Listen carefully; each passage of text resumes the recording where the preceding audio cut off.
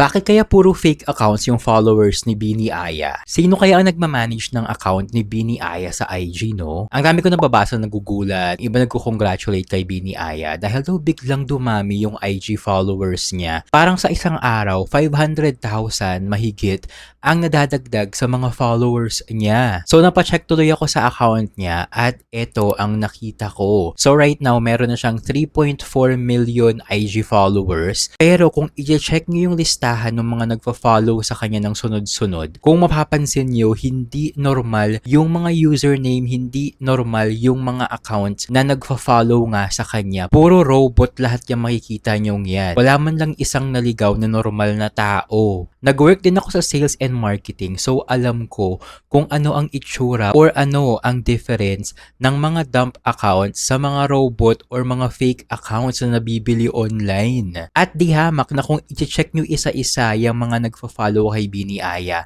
mga fake accounts yung mga yan. Pero delikado kapag bumibili ka ng mga followers ha. Once na mahuli ka ng system, pwede kang ma-shadow ban, pwede kang masuspend, or worse, pwede nilang burahin yung account mo. So sayang lahat ng pinaghirapan mo, sayang lahat ng ginastos mo. Dahil medyo mahal din ang pagbili ng mga fake accounts ha. Depende pa kung gaano ka-quality yung mga robots na binibili mo. Dahil yung ibang murang followers, ilang araw pa lang nag-auto unfollow na or nabubura na yung account nila dahil nga nahuhuli sila na robot. So nawawala bigla sa number of followers mo. Pero kung maganda namang fake accounts yung nabili mo, siguro aabutin ka ng 35,000 pesos to 45,000 pesos ang 1 million na fake followers. Ang mahal din Pero ang tanong, sino ang bumibili, sino ang gumagastos ng libo-libo para magkaroon ng milyong-milyong fake followers? Si Bini Aya. Alam kaya to ni Bini Aya, pero sobrang delikado nito sa account niya ha if ever na mahuli siya. Kung ako sa kanya, ipa-private ko muna yung account ko para hindi ako malagyan ng mga fake followers. Kayo ba? Ano masasabi nyo dito sa milyong-milyong fake followers ni Bini Aya sa IG? Comment kayo sa baba.